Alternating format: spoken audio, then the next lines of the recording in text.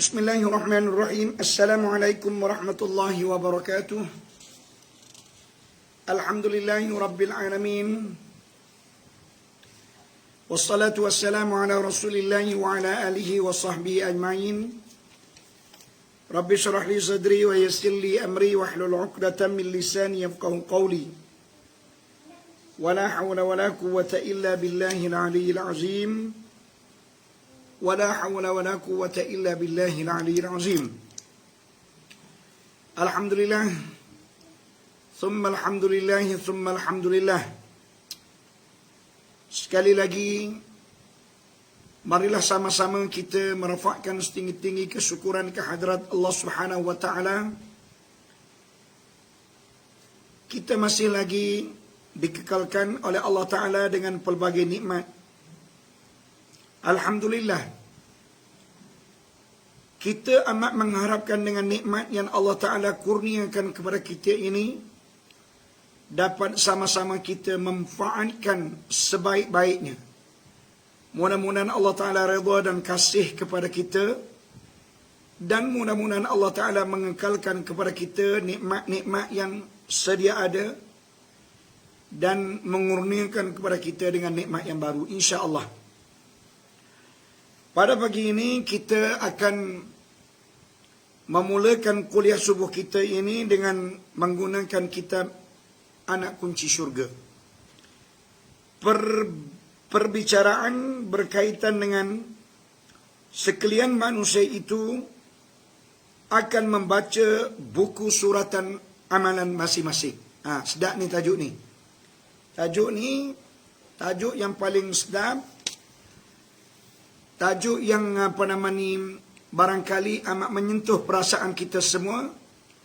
Bagaimana satu ketika nanti kita akan diberi oleh Allah Ta'ala, kita maksudnya semua manusia, tak kira sama ada lelaki ataupun perempuan, sama ada derhaka kepada Allah Ta'ala ataupun taat kepada Allah, semuanya akan diberi buku catatan amalan.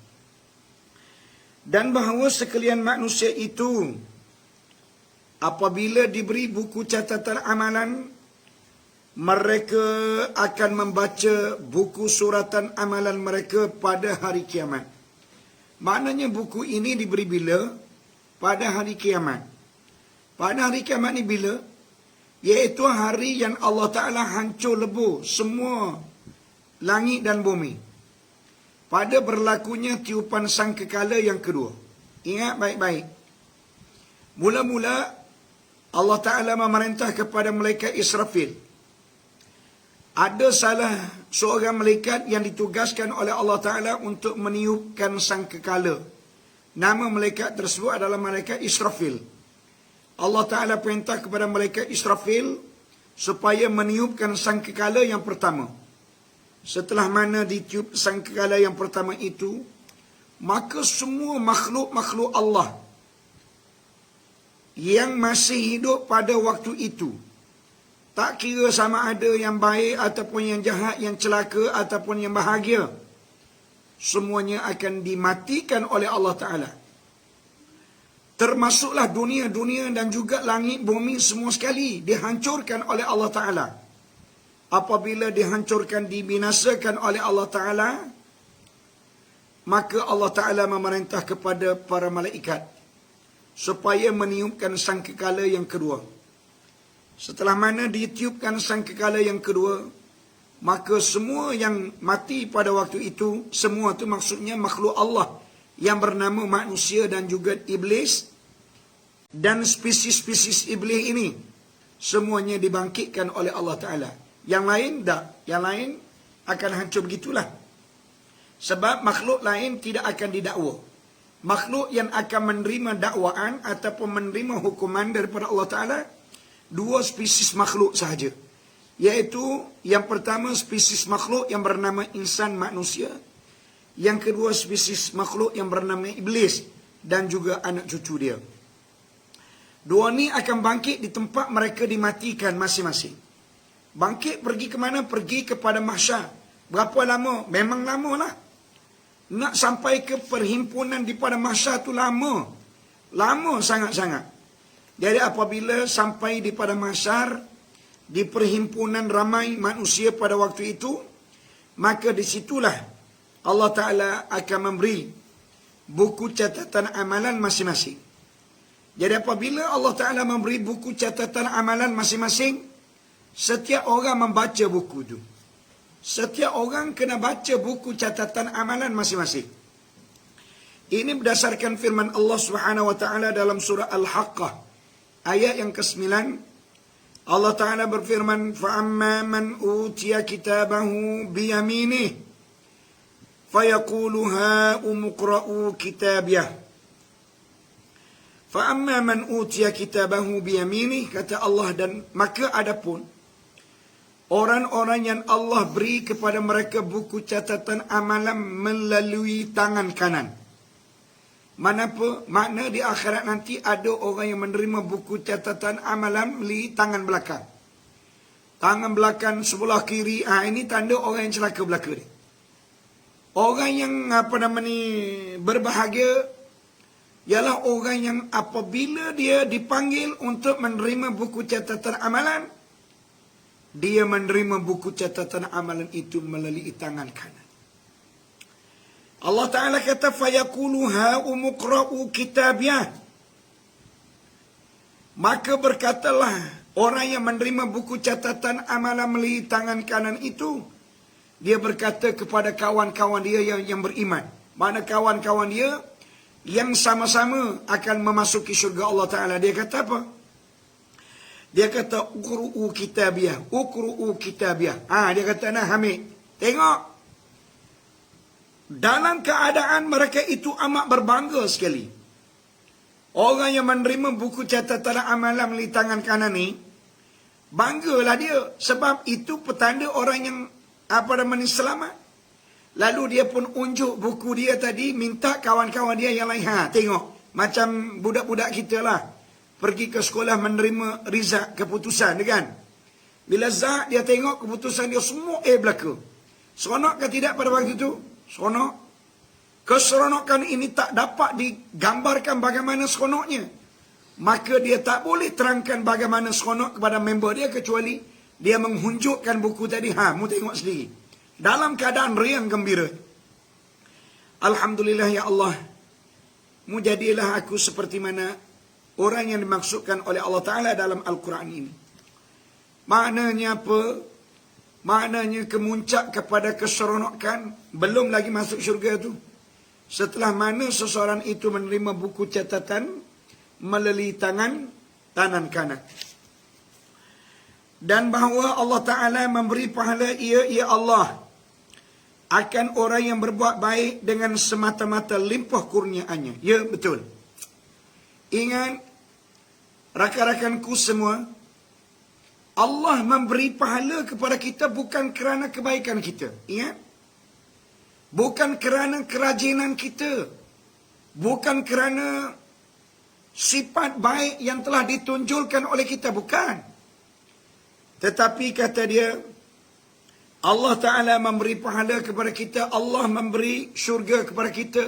Allah memberi segala-gala kebaikan kepada kita kerana limpah kurniaan Allah. Apa maksudnya ka'ainun? Maksudnya kalau katakanlah kerana kebaikan kita, tak setimpal dengan apa yang Allah Ta'ala beri. Sebab kebaikan kita bukan banyak pun. Cuba kita kira sebetul-betulnya kebaikan kita, jasa kita pada Allah Ta'ala banyak mana? Dalam sehari masa 24 jam, kita semayang berapa minit dah satu waktu? Katakanlah kita ambil lebih kurang 10 minit satu waktu. Makna 5 kali 10, 50, baru 50 minit. Itu dalam sehari. Sedangkan Allah Ta'ala memberi masa kepada kita 24 jam.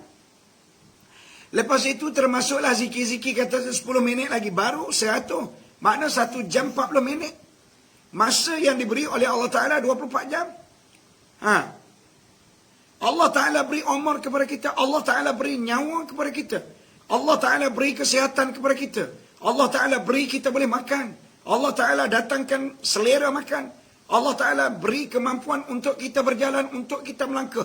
Ya Allah Rabbi, banyaknya kurniaan Allah Ta'ala kepada kita. No, sorry, tak payahlah. Sebab itu kadang-kadang setengah orang-orang kita kan. Orang kita yang baka kedekut ni. Yang baka kedekut ni. Apabila dia boleh menerima RM1, dia ada ulang sama. Oh, dia kata, aku dah bagi dah kepada orang tu. Dia tak sebut berapa jumlah yang dia bagi. Jadi kawan yang dengar dia bagi ni, seronoklah. Oh, bagusnya orang tu dapat ditolong oleh dia. Lepas tu dia pergi tempat lain, dia ulang pula. Dia ulang tu bukan perbuatan yang lain. Perbuatan yang sama yang dia bagi-bagi tadi. Mana menggambarkan kepada orang yang mendengar, orang ni adalah orang yang baik. Pergi tempat lain, dia ulang pula.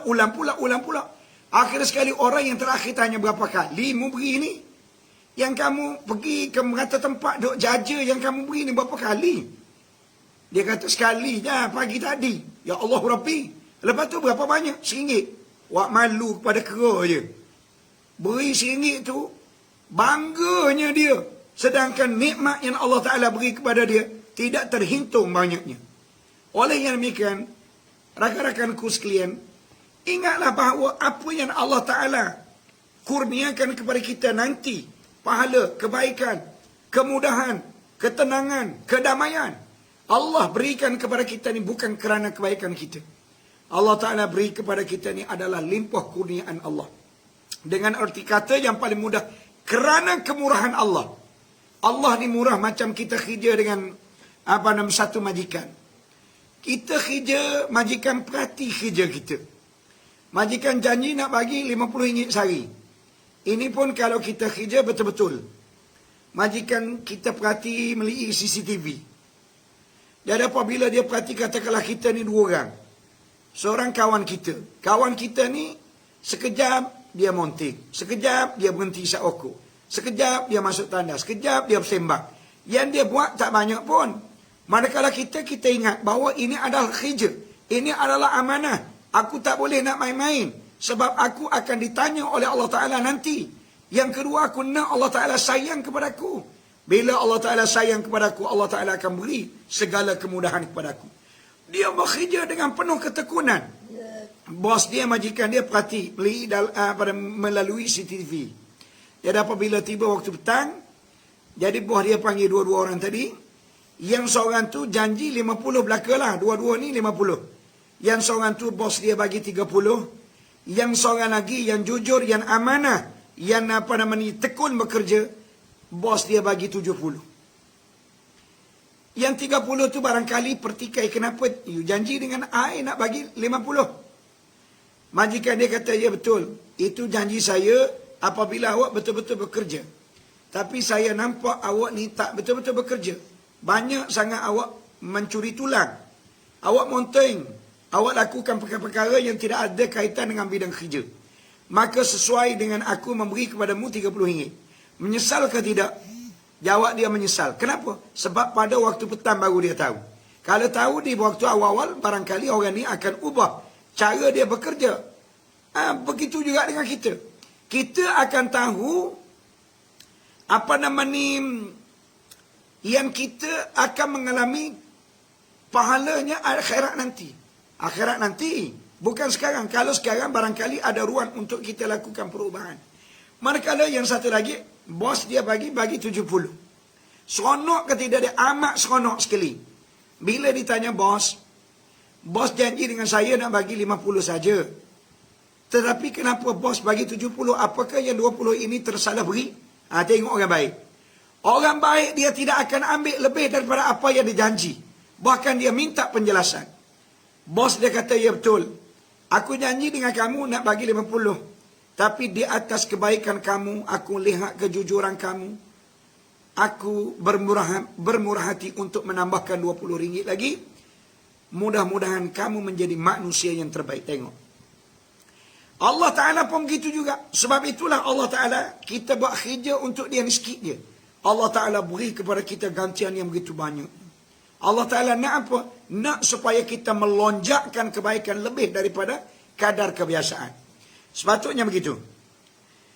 Baik. Dan Allah Ta'ala menyiksa akan mereka yang mengerjakan kufur dan maksiat dengan semata-mata keadilan Allah. Ingat, apabila Allah Ta'ala memberi azab kepada seseorang itu disebabkan dia melakukan maksiat ataupun disebabkan dia melakukan kekufuran, maka itu adalah keadilan Allah. Maknanya adil lah. Dan Allah Ta'ala beritahu dah, in ahsantum ahsantum wa in asatum falaha. Allah Ta'ala dah beritahu awal lagi. Allah Ta'ala kata, kalau kamu lakukan kebaikan, in ahsantum, ahsantum. Kalau kamu lakukan kebaikan, maka pahala kebaikannya, ganjaran kebaikannya, kemudahan daripada kebaikannya, kamu yang akan perolehi, kata Allah. Aku beri kepada kamu. Dia akan pulang kepada kamu juga. Tapi wa in asatum falaha.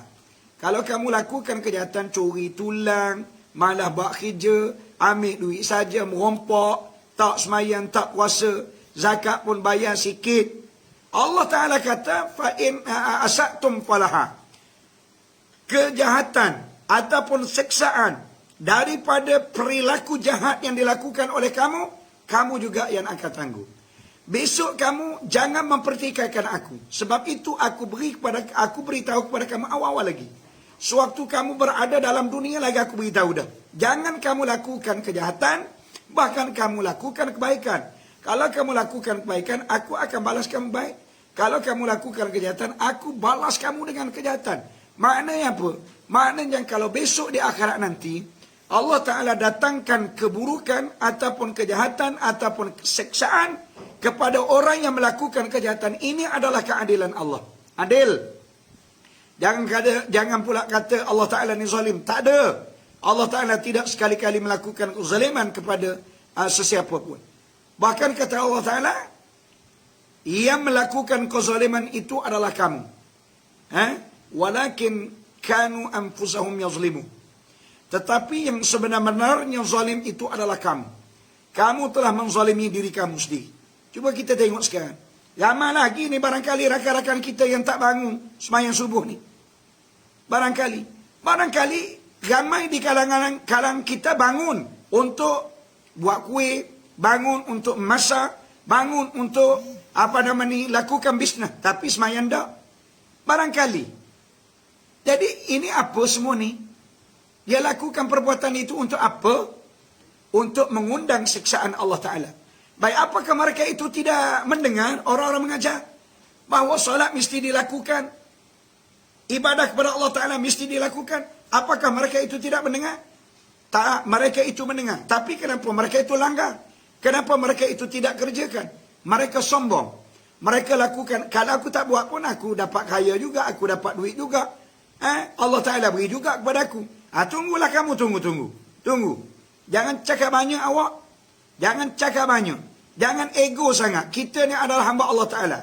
Apabila diperintah oleh Allah untuk berbuat apa sahaja yang diperintahkan, buatlah sekadar mana yang kita mampu. InsyaAllah Allah Ta'ala akan beri balasan yang terbaik kepada kita, insyaAllah. Okey.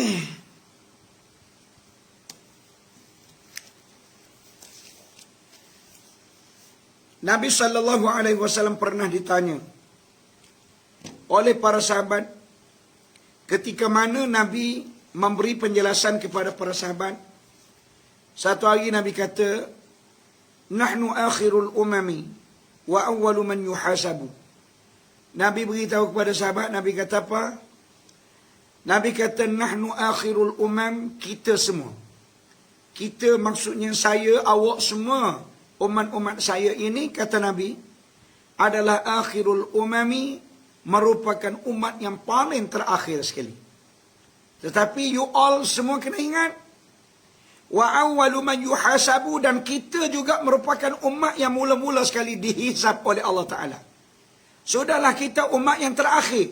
Apabila tiba waktu hisab, waktu Allah Ta'ala mengira amalan yang dilakukan oleh kita, maka kita orang yang mula-mula sekali akan dipanggil untuk dikira. Ini bahaya ni. Sekarang kalau nak suntik vaksin, Puan Sabariah, katakanlah dia dipanggil, kumpulan dia lebih kurang 300 orang. Jadi doktor pun offer kepada yang 300 orang ni siapa dia nak mula dulu. Saya yakin dan percaya Sabariah ni orang yang terakhir sekali dia pilih. Dia tak nak duduk depan. Kenapa? Takut. Ia takut apabila dihisapkan amalan, akan ditanya satu persatu. Ini mu buat apa? Ini mu ambil daripada mana? Kenapa mu lakukan sikit? Ya Allah Rabbi, kalau sekarang kita tanya pun tak boleh nak jawab dah. Sekarang banyak soalan yang kita tanya tak boleh nak jawab dah. Apatah lagi soalan ini akan dikemukakan oleh Allah Ta'ala sendiri. Allah Ta'ala sendiri yang bertanya. Tapi bagi orang yang beriman, don't worry. Orang beriman tak jadi masalah. Yang kita khabarkan ini kita bimbang takut. Kita menyangka kita orang yang beriman. Sebenarnya kategori kita bukan kategori orang yang beriman. Ayat ni yang menimbulkan kerunsingan, yang menimbulkan ketakutan. Okey. Jadi apabila Nabi berkata, Nabi memberitahu kepada para sahabat, nahnu akhirul umam, kita ni adalah umat yang paling akhir sekali. Wa awwalu man yuhasabu, manakala kita pula merupakan orang yang paling pertama sekali dihisapkan oleh Allah. Yuqalu, lalu ditanya oleh para sahabat, ainal ummatul ummiyatu wa nabiyuha? Ya Rasulullah, ainal ummatul ummiyatu wa nabiyuha? Di manakah umat-umat yang lain? Dan di manakah nabi-nabi mereka? Kamu tak sebut pun. Umat lain ni kali yang keberapa dia akan ditanya. Dan Nabi dia kali yang berapa akan ditanya. Nabi diam. Nabi terus menjawab. Fanahnul akhirun al-awwalun. Nabi mengatakan bahawa kita adalah umat yang terakhir. Dan kita adalah orang yang pertama akan dihisap. Apa maksudnya? Maksudnya kamu jangan tanya orang tu. Kali yang keberapa. Jangan tanya Nabi dia duduk di mana. Sekarang masing-masing kena ingat. Kita belum lagi mati. Apabila belum lagi mati, kita kena ingat. Kita umat yang terakhir dan kita orang yang awal. Akan ditanya oleh Allah. Maka kalau begitu, tolong kamu buat persiapan, persediaan, bekalan yang cukup. Apabila bekalan cukup, jangan sekali-kali menangkukkan kamu. Jangan sekali-kali merisaukan kamu. Jangan sekali-kali menghantui jiwa kamu. Untuk tak berani berhadapan dengan situasi sebegini. Sebab semua orang akan berdepan. Tak boleh lari daripada hari itu. Semua sekali orang akan hadapi. Yang paling penting bagi kita ialah kita buat persiapan awal. Berdoa sebanyak mungkin. Lakukan ibadah sebanyak mungkin. Serahkan kepada Allah Ta'ala. InsyaAllah kita akan tergolong dalam kalangan orang yang beriman kepada Allah. Kemudian disebut juga semua apa yang dikerjakan oleh manusia semuanya akan dihisap oleh Allah Ta'ala. Semua apa yang kita lakukan daripada sekecil-kecil perkara sehinggalah perkara yang paling besar, semuanya akan dihitungkan. Ini berdasarkan firman Allah SWT dalam surah Al-Qamar. Allah Ta'ala kata, wa kullu syai'in fa'aluhu fi zubur. Allah Ta'ala kata, semua apa yang dikerjakan oleh seorang itu, semuanya tersimpan dan tercatat di dalam buku catatan. Fi zubur. Zubur ni maksudnya tersimpan dalam buku catatan. Wa kullu saghirin wa kabirin mustatar. Dan segala urusan, sama ada yang kecil maupun yang besar, semuanya adalah tertulis. Rakan-rakanku yang ku kasih sekalian, sebagai contoh, suami, ini contoh sajalah. Kadang-kadang banyak dia menipu isteri. Dalam dunia ni banyak dia tipu isteri, kan? Dalam diam-diam dia kahwin sampai 2 orang, sampai 3 orang bini dia. Dia tak beritahu kepada bini dia. Bini yang pertama tak beritahu. Dia kahwin senyap-senyap. Waktu dia kahwin yang kedua, dia tak beritahu kepada bini yang pertama. Waktu dia kahwin dengan isteri yang ketiga, dia tak beritahu kepada bini dia yang kedua dan yang pertama. Baik, tindakan ini agak-agak bijak tak? Barangkali orang lelaki kata bijak dan tak perlu beritahu kepada bini. Siapa dia kata tak perlu? Siapa dia kata, orang lelaki? Siapa dia kata bila kita nak tambah bini, tak perlu kita beritahu kepada bini? Siapa dia kata? Kalau awak beranggapan bahawa bila nak poligami tak perlu beritahu kepada bini, memang salah. Itu adalah anggapan yang salah, tak betul. Tak tahu siapa dia Tok Gurumu. Yang sebetulnya tak perlu minta izin. Nak poligami tak perlu minta izin dengan isteri. Sebab isteri tak perlu. Bukan dia mempunyai kuasa untuk memberi keizinan. Mana kuasa untuk berkahwin adalah kuasa suami. Tetapi memberitahu kepada isteri perlu. Sebagai orang yang dekat dengan kita, hendaklah dan sewajarnya kita memaklumkan kepada dia. Sebab antara kita suami dan juga antara kita isteri tidak ada rahsia. Mana ada rahsianya? Andai kata ada sesuatu yang bersifat rahsia antara kita dengan isteri kita, bererti hubungan kita belum betul-betul lagi erat. Hubungan kita belum betul-betul lagi mempunyai hubungan yang amat terbaik. Tak baik. Kalau macam tu bererti ada something, ada sesuatu yang kita cuba nak sorok-sorok. Sedangkan Islam kata, ingat baik-baik kakakku, Islam kata sebelum kita tidur, masing-masing isteri baik, suami baik, hendaklah kamu mencatat segala aktiviti yang dilakukan oleh kamu. Terutamanya aktiviti yang berkaitan hutang piutang. Ataupun apa-apa yang muamalah yang ada sangkutan dengan manusia. Mu kena catat dalam buku ataupun dalam kertas. Kemudian kamu kena simpan. Kalau ia tak nak beritahu kepada pasangan kita, tak apa. Kita letak di bawah bantal kita. Untuk apa dia? Persiapan kok-kok malam tu kita meninggal dunia. Kalau kita meninggal dunia, maka bini kita keesokan hari dia akan terjumpa nota. Kemudian dia boleh baca, oh rupanya suami aku ada berhutang dengan orang ni. Oh rupanya orang ni ada berhutang dengan suami aku. Untuk memudahkan bini kita membuat tindakan untuk menjelaskan dan menyelesaikan apa-apa yang bersangkut paut dengan tok laki kita.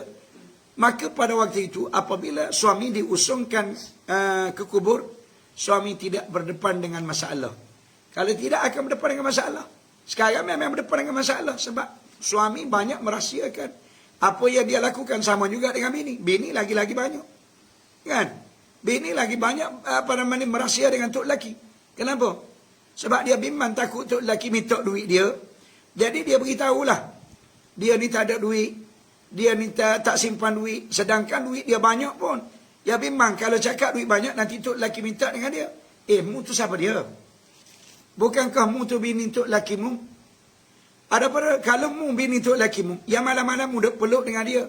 Yang malam-malam kamu mengambil nikmat dengan dia. Tiba-tiba perkara demikian tak boleh nak share. Kan pelik. Memang pelik dan ajaib lah. Kalau kehidupan seorang pasangan suami isteri, begini kehidupan dia. Baik.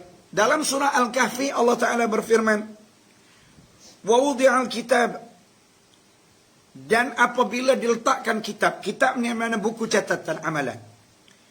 فَتَرَى الْمُجْرِمِينَ مُشْفِكِينَ مِمَّا فِيهِ, kata Allah Ta'ala, kamu akan melihat mujrimin, muka orang-orang yang melakukan kesalahan. Mushfiqina mimma fihi, dalam keadaan takut terhadap apa yang dikerjakan oleh dia dulu dalam dunia, kerana sekarang dicatat.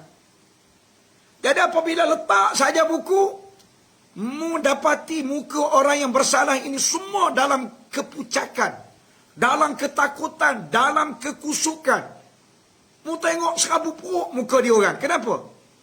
Kerana dia teringat semua dosa-dosa yang dia lakukan itu ada tertulis di dalam buku itu.